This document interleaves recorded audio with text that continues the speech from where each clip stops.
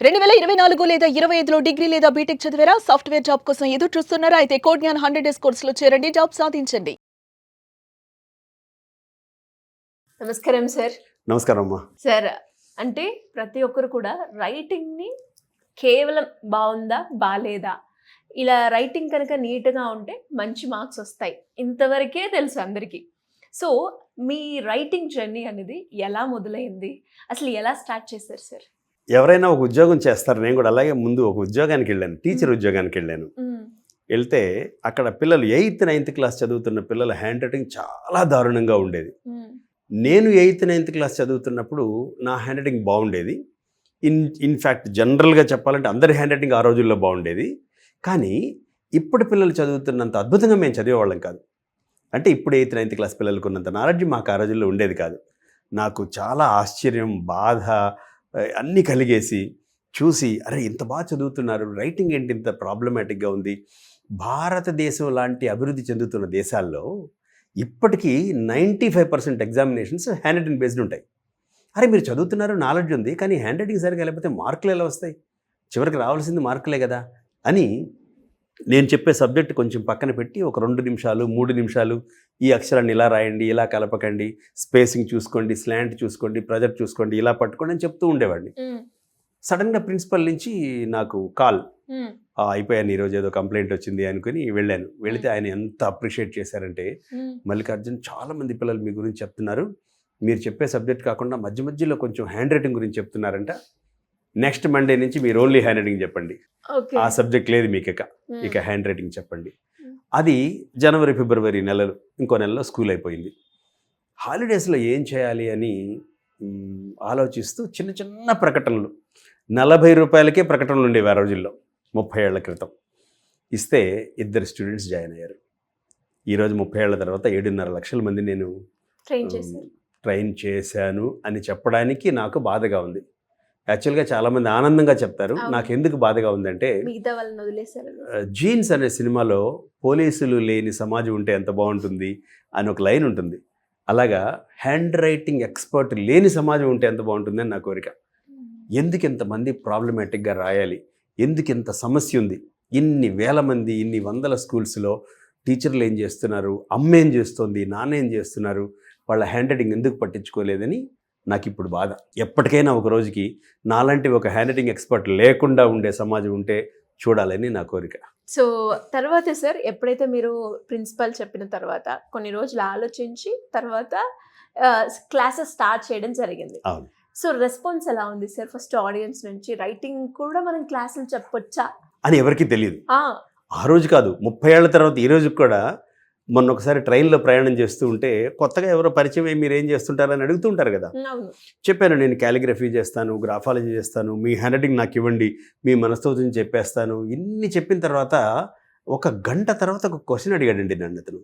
ఏమని అడిగారు? ఇవన్నీ ఓకే, మరి మీరు లైవ్లీహుడ్ కోసం ఏం చేస్తారు అని అడిగారు ఆయన. అంటే ఇన్ని సంవత్సరాల తర్వాత కూడా ఇలాంటిది ఒక ప్రొఫెషన్ ఉంటుందని తెలియదు ఎవరికి. అండ్ అదృష్టవశాత్తు నేను ఈ హ్యాండ్ రైటింగ్ ఇంప్రూవ్మెంట్ ట్రైనింగ్ ఇండస్ట్రీని నేనే స్టార్ట్ చేశాను. ఐఎమ్ ద పైనీర్, నాకంటే ముందు ఎవరు లేరు. ఇప్పుడున్న ట్రైనర్స్ అందరూ నా తర్వాతే. ఆ రోజు మొదలు పెట్టడానికి కారణం అదైతే, దాని తర్వాత మెల్లగా స్ట్రగుల్ స్టార్టెడ్. ఎక్కడికి వెళ్ళినా మీరేం చెప్తారు హ్యాండ్ రైటింగ్, నాకేమో ఆ 2-3 నెలల తర్వాత ఇంకా హ్యాండ్ రైటింగ్ చెప్పాలి, ఇక ఇదే ఫీల్డ్గా తీసేసుకుందాం అనిపించి చేస్తున్న ఉద్యోగం మానేసి స్కూళ్ళకి నేను ఎక్కని గడప దిగని గడప అంటారు చూసారా, అంత విపరీతంగా 96, 97, 98 ప్రాంతాల్లో విపరీతంగా తిరిగేస్తూ ఉంటే, మా ఇంగ్లీష్ టీచర్, మా హిందీ టీచర్, మా తెలుగు టీచర్ కంటే మీరు సపరేట్గా ఏం చెప్తారు, అసలు హ్యాండ్ రైటింగ్ కోసం మీకు ఒక 5-10 రూపాయలు ఎందుకు ఇవ్వాలి, మా స్కూల్లో మా టీచర్స్కి ఇది ఒక పార్టీ కదా అని నన్ను వెనక్కి పంపించేశారు. దాని తర్వాత చాలా 3-3.5 ఏళ్ల తర్వాత ఇప్పుడు నాకు బిజినెస్ మేనేజ్మెంట్లో అర్థమైంది, ఏ పనైనా చేస్తే ఒక 1000 రోజులు ఆగే ఓపిక ఉండాలి అని. ఆ 1000 రోజులకి రిటర్న్ ఆఫ్ ద ఇన్వెస్ట్మెంట్ కరెక్ట్గా వస్తుంది, మంచి రిటర్న్స్ చూస్తారు, మీకు బ్రేక్ ఈవెన్ వస్తుంది అని ఎక్కడో చదివాను నేను. ఆ రోజు నాకు దాదాపుగా అదే జరిగింది. 99 వరకు, అంటే 3 ఏళ్ల వరకు ఒకటే స్ట్రగుల్ ఒక్కటే పదం అంతే. ఎందుకు వచ్చాను రా బాబు అని, అంటే అందరూ అనేవాళ్ళు. ఎలా రిసీవ్ చేసుకున్నారు సార్ స్కూల్ నుంచి? అంటే ఇటు టీచర్స్ అయినా, టీచర్స్ ఉంటారు అండ్ దాంతోపాటు స్టూడెంట్స్ ఉంటారు. అంటే ఇప్పుడు మనం వెళ్ళి నా స్కిల్ ఇది, నేను ఇది చెప్తాను అని మీరు అన్నప్పుడు, రైటింగ్కి నేను సపరేట్గా క్లాస్ తీసుకుంటా అన్నప్పుడు వాళ్ళ దగ్గర నుంచి ఎలా రెస్పాన్స్ వచ్చింది, పాజిటివ్ అనేది? అత్యంత దారుణంగా, ఒక చీమను చూసినట్టు, బొద్దింకను చూసినట్టు, ఒక పురుగును చూసినట్టు, ఇలాంటి అవమానాలు ఎన్ని పడ్డానో నాకే తెలియదు. ప్రపంచంలో నా ఒక్కడికే నమ్మకం నేను ఈ ఫీల్డ్లో ఉంటానని. అమ్మా నాన్న వద్దన్నారు, ఫ్రెండ్స్ వద్దన్నారు, తెలిసిన వాళ్ళు వద్దన్నారు, శ్రేయభిలాషులు కూడా బాగా చదువుకున్నావు కదరా నీకెందుకు ఈ బాధలు అని. లేదు, నాకు ఎక్కడో తెలుస్తుంది. దాన్ని విజువలైజేషన్ అంటారని ఇప్పుడు అర్థమవుతుంది. నాకైతే తెలుస్తుంది ఈ ఫీల్డ్లో చాలా చాలా అవసరం ఉంది, చాలామందికి ప్రాబ్లం ఉంది అని. అప్పుడు నేను యండమూరి వీరేంద్రనాథ్ గారి పుస్తకం ఒకటి చదివాను. ఒక మనిషితో ఏమాత్రం పరిచయం లేకుండా కేవలం చేతిరాతను మాత్రమే చూసి ఆ మనిషి వ్యక్తిత్వాన్ని, మంచి లక్షణాలని, చెడు లక్షణాలని ఉన్నవి ఉన్నట్టుగా విశ్లేషించే శాస్త్రం గ్రాఫాలజీ అని ఆ పుస్తకం రాశారు ఆయన. ఓహో, ఇదేదో బాగుంది. నేను ఇంతవరకు చేతిరాత అందంగా ఉంటే సరిపోతుంది, స్పష్టంగా ఉంటే సరిపోతుంది అనుకున్నాను. చేతిరాతను చూసి ఒక మనిషి వ్యక్తిత్వాన్ని కూడా అర్థం చేసుకోవచ్చా? ఇది ఎక్కడ దొరుకుతుంది నాకు అని తిరగడం, ప్రయాణం మొదలుపెట్టాను. పుస్తకాలు చూశాను, తెలిసిన వాళ్ళతో మాట్లాడాను. అమెరికా లాంటి దేశాల్లో మాత్రమే ఇలాంటి కోర్సెస్ ఉండేవి. కొంచెం ఎక్స్పెన్సివ్ అయినా సరే నేను తీసుకోగలిగాను. ఇక్కడ ప్రదీప్ అగర్వాల్ గారు అని ఒక ఆయన దగ్గర ఒక మంచి క్యాసెట్స్, హ్యాండ్ రైటింగ్ అనాలిసిస్ మీద క్యాసెట్స్ ఉంటే నేను తీసుకున్నాను. 30 ఏళ్ల క్రితం ఆడియో క్యాసెట్స్ ఉండేవన్నమాట ఆ రోజుల్లో.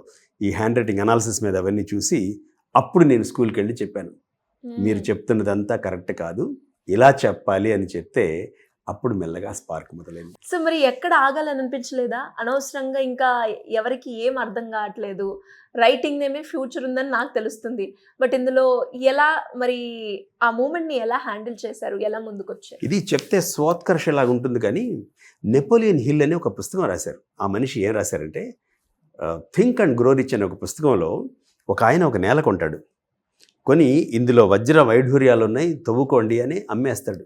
ఇతను కొనుక్కుని తవ్వడం మొదలు పెడతాడు. 99 అడుగుల దాకా వెళ్ళిన ఒక మట్టి బురద తప్ప ఏమీ కనపట్టలేదు. సుమారుగా 100 రూపాయలకు కొనుక్కున్న అతను 50 రూపాయలకి తగనమ్మేసి వేరే వాళ్ళకి ఏడ్చుకుంటూ వెళ్ళిపోయాడు. తర్వాత కొన్నతను అలా గడ్డపార అలా వేయగానే వజ్ర వైఢూర్యాలు వచ్చేసాయి. అంటే మీ పనిని 99% చేసిన తర్వాత వదిలేస్తే 0 అవుతుంది, మంచి సంకల్పంతో చేస్తే 1% కూడా 100% అవుతుందని బెస్ట్ ఎగ్జాంపుల్. నేను వదలలేదు, అందరూ వదిలేయమని చెప్పారు, నేను ఒక్కడనే వదలలేదు. ఎందుకంటే అది నాకు తెలుస్తుంది. ఒక టీచర్ వాళ్ళ పిల్లాడిని తీసుకెళ్తూ ప్రతి ఆదివారం తీసుకెళ్ళేవాడు పట్టణానికి. తీసుకెళ్తూ పుస్తకం కావాలా, నీకు ఇది తింటావా, అది తింటావా అని కొనిపించేవాడు. అలా పల్లెటూరు కాబట్టి అందరికీ పరిచయం. ఒక 2 ఏళ్ల తర్వాత సడన్గా 2 టికెట్లు ఇవ్వండి అని మొదలుపెట్టాడు. యాక్చువల్గా ఇతనికి ఒక టికెట్, అబ్బాయికి హాఫ్ టికెట్ కొనేవాడు. సడన్గా 2 టికెట్లు ఇవ్వండి అన్నాడు. 2 టికెట్లు ఎందుకు సార్, మీ వాడు బొడ్డోడే కదా అంటే, లేదు నిన్న వాడి బర్త్డే అయిపోయింది, మీ రూల్ ప్రకారం ఆ వయసు వచ్చింది వాడికి, ఫుల్ టికెట్ కొనాలి అన్నాడు. కండక్టర్ అన్నాడు, ఎవరికి తెలుస్తుంది గురువుగారు అని. వాడికి తెలుస్తుంది అన్నాడు. వాడికి ఒక్కడికే తెలియకూడదు యాక్చువల్లీ, అలా పెంచాలి పిల్లల్ని. అలాగా నా ఒక్కడికే తెలిసింది, నేను చేయగలుగుతాను, నా దగ్గర విద్వత్తు ఉంది. రాయడం వేరు, ఎలా రాయాలో చెప్పడం వేరు. అవును, నేను అప్పటికి ఎలా రాయాలో చెప్పడం నేర్చుకున్నాను. సమస్య ఉంది, నా దగ్గర పరిష్కారం ఉంది, ఆ పరిష్కారాన్ని ప్రజలకు ఎలా చెప్పాలో నాకు అర్థమైంది. అందుకని నేను ఓపిక పడతానని చెప్పి ఓపిక పడితే అది 99 నాకు బాగా గుర్తుంది. జాన్సన్ గ్రామర్ స్కూల్ అని హైదరాబాద్ హబ్సిగూడలో ఒక స్కూల్. ఆ స్కూల్లో నాకు ఒక మంచి అవకాశం వచ్చింది. ఒక చిన్న పత్రికలో రాస్తే వాళ్ళు దాన్ని చదివి దాన్ని పిలిపించి హాస్టల్ స్టూడెంట్స్కి సాయంకాలం 7 o'clock ఒక చిన్న క్లాస్ చెప్తారా అని అడిగారు. ఆ రోజు నుంచి ఈ రోజు వరకు ఒక్క ప్రకటన కూడా ఇవ్వకుండా, ఒక్క స్కూల్ కూడా మళ్ళీ వెళ్ళి అడగకుండా నేను ఇన్ని సంవత్సరాలు నా క్లాసెస్ చేశాను. ఏంటి సార్, ఫస్ట్ శాలరీ ఉంటుంది కదా, ఎస్పెషల్లీ మీకు నచ్చిన మీ ప్యాషన్, టీచర్ జాబ్ కూడా వదిలేసి ప్యాషన్ కోసమే చేశారు. బట్ ఆ ప్యాషన్ ఎప్పటికైనా మనకి ఒక మంచి రిజల్ట్ అయితే ఇస్తుంది. సో అదృష్టం కొద్దీ నాకు అద్భుతమైన గురువులు దొరికారండి. ఫస్ట్ ఎర్నింగ్ ఎంత సార్ రైటింగ్ మీద? ఎంత అనేది కాదు, ఎలాంటిది అనేది ముఖ్యం అనమాట. డాక్టర్ పట్టాభిరామ్ గారు, యండమూరి గారు, వీళ్ళందరూ నాకు ఎంత అద్భుతమైన మాటలు చెప్పారంటే, ఒకసారి గురుగారు చెప్పారు, మల్లికార్జున్ ఏ పని చేసినా సరే నువ్వు ఈ పని చేస్తున్నావు కదా, ఇష్టంగా చెయ్యి. వాళ్ళు 5 రూపాయలు ఇచ్చినా అలాగే చెప్పు, 5,000 ఇచ్చినా అలాగే చెప్పు, 5 లక్షలు ఇచ్చినా అలాగే చెప్పు. వీళ్ళు 5 ఇచ్చారు కదా అని తక్కువ చెప్పకు. నీ తృప్తి కోసం నువ్వు చేస్తున్నావు కాబట్టి చెయ్యి. సక్సెస్ అనేది డబ్బుతో కాదు, మనీ అనేది ఒక బై ప్రొడక్ట్, పేరు అనేది ఒక బై ప్రొడక్ట్. నీకు ఇష్టం కాబట్టి చెయ్యి అన్నారు. సో అందులో ఎంత వచ్చింది ఏంటి అని నేను చూసుకోకుండా విపరీతంగా ప్రయాణం చేస్తే 99 నుంచి 2010 వరకు దాదాపుగా నాకు కనీసం మినిమం బ్యాంక్ బ్యాలెన్స్ కూడా లేదు. ఎవరు నమ్మరు, ప్రపంచంలో ఎవరు ఈ విషయం నమ్మరు. ఇలాంటి పిచ్చాళ్ళు కూడా ఉంటారా అనుకుంటారు. నాకు కావాల్సింది తృప్తి. ఆ రోజు భోజనానికి తగ్గట్టుగా నాకు ఎలాగో వస్తుంది. పెద్ద పెద్ద వాహనాలు లేవు, కనీసం 4 చక్రాల వాహనం లేదు, కేవలం ద్విచక్ర వాహనంలో తిరుగుతూ ఉండేవాడిని. 2010లో ప్రపంచం అంతా నిరూపితమైనటువంటి సిద్ధాంతం మళ్ళీ నా జీవితంలో కూడా ఇంకోసారి నిరూపితమైంది. అదేంటంటే ఇన్ని రోజులు పడ్డ కష్టానికి ప్రతిఫలం ఒక్కసారి భళ్ళుమని వచ్చింది. ఎలా సార్? ఒక పెద్ద స్కూల్ మేనేజ్మెంట్ నన్ను ఆ రోజు పిలిచారు 2010లో. వాళ్ళకి అప్పటికే ఒక 200 బ్రాంచెస్ ఉన్నాయి. ఎక్కడ చూసినా నా పేరే, ఎవరిని అడిగినా నా పేరే. ఏ మ్యాగజైన్లో హ్యాండ్ రైటింగ్ గురించి ఏది కావాలన్నా నేనే రాసేవాడిని. ఏ టీవీలో అప్పుడు అన్ని శాటిలైట్ ఛానల్స్ ఉండేవి, ప్రతి ఛానల్లో నేనే కూర్చొని మాట్లాడేవాడిని. తెలుగు భాషా దినోత్సవం వచ్చినా నేనే, హ్యాండ్ రైటింగ్ డే వచ్చినా నేనే, జనవరి 1వ తారీఖు వచ్చిన హ్యాండ్ రైటింగ్ గురించి నేనే మాట్లాడేవాడిని. ఇది తెలుసుకుని ఆ సంస్థ వాళ్ళు పిలిపించి మాకు ప్రాజెక్ట్ కావాలి, ఇంకెక్కడా ఉండకూడదు, మా కోసం, మా 200 స్కూల్స్ కోసమే ఒక ప్రాజెక్ట్ చేయగలరా. అప్పటిదాకా ఉంది నా మైండ్లో, కానీ ఆ ప్రాజెక్ట్ని మోసేంత పెద్దవాళ్ళు నాకు కనపడలేదు. ఇంత అమౌంట్ అవుతుంది అని చెప్పాను. ఆ పెద్ద ఆయన ఇంకింతైనా పర్వాలేదు, తగ్గకండి అని మగధీరలాగా తక్కువ కాకుండా చూసుకోండి అని చెప్పారు. ఇంతకీ ఎంత సార్? అది ₹1 కోటి పైనే. గ్రేట్. సో ఈ 10 సంవత్సరాల జర్నీ మీకు అది ప్రాజెక్ట్ కాస్ట్ ₹1 కోటి. మిగతావన్నీ ఇంకా చాలా ఉంటాయి అందులో. పబ్లిషర్ అని, తర్వాత ప్రొడక్షన్, తర్వాత ట్రాన్స్పోర్ట్స్ అని, ఇవన్నీ ఉంటాయి. సో నాకు చాలా చిన్న అమౌంట్ అయినా సరే అది ఆ రోజుల్లో నాకు అది పెద్ద అమౌంట్. అందులో ఆ ₹1 కోటి నాకు చాలా చిన్న భాగం వచ్చినప్పటికీ అది నాకు చాలా పెద్ద అమౌంట్ ఆ రోజుకి. సో ఎలా ఫీల్ అయ్యారు సార్? ఇప్పుడు ఒక మంచి బిగ్ ఆపర్చునిటీ మీ దగ్గరికి వాళ్ళు రావడం జరిగింది. నా జీవితంలో అసలు మరిచిపోలేని ఒక అద్భుతమైన ఘడియలు అవి. ఆ ప్రాజెక్ట్ కంప్లీట్ చేయడానికి నాకు 6 నెలలు కూడా పట్టలేదు. మొత్తం ఇంత పెద్ద ప్రాజెక్ట్ కంప్లీట్ చేయడానికి 6 నెలలు కూడా పట్టలేదు. మళ్ళీ ఆ అకాడమిక్ ఇయర్ అయిపోయాక మళ్ళీ 2వ సంవత్సరం కూడా ఇచ్చారు నాకు వాళ్ళు. గ్రేట్ అవకాశం ఇచ్చారు. ఇంకా అప్పటి నుంచి అంటే కమర్షియల్గా అనేది నేను ఎప్పుడు పెద్దగా చూడలేదు, కానీ తృప్తి, అవ్యాజమైనటువంటి తృప్తి. నేను అక్షరాలకి ఏదో చేయగలిగాను. అక్షరాన్ని నేను సృష్టించకపోయినా ఆ అక్షరాన్ని అందంగా ఎలా రాయాలి, స్పష్టంగా ఎలా రాయాలి, శాస్త్రీయంగా ఎలా రాయాలి అని నేను విపరీతంగా నేర్చుకుని టీచర్స్ని, పేరెంట్స్ని, పిల్లల్ని కలిసి వాళ్ళు ఎదుర్కొంటున్న సమస్యల్ని అర్థం చేసుకుని, ఆకళింపు చేసుకుని, వాటికి ఇప్పుడు ఎంబీబీఎస్ చదివిన ప్రతి వాళ్ళు డాక్టర్లే, కానీ సిటీలో ఇంత పెద్ద మహానగరంలో మీరు కార్డియాలజిస్ట్ కావాలంటే ఒక పేరు 2 పేర్లు చెప్పేస్తారు అందరూ, ఈయన చాలా ఫేమస్ అక్కడికి వెళ్ళండి అని. కానీ ఒక 10,000 మంది కార్డియాలజిస్టులు ఉంటారు సిటీలో, 10 మంది పేర్లే మనకు వినపడతాయి. అలాగా నేను ఆ సమస్యను అర్థం చేసుకుని దానికి సంబంధించిన పరిష్కారాన్ని చేయగలిగాను. స్కోప్ ఉంటుందో లేదో అండ్ ఇది ఇలా కూడా మనం చేయొచ్చో అన్నదానికి ఒక బిగ్గెస్ట్ ఎగ్జాంపుల్గా ఈరోజు మీరైతే నిలిచారు అని చెప్పడంలో ఎలాంటి డౌట్ అయితే లేదు. Thank you sir, and thank you so much. Thank you very much.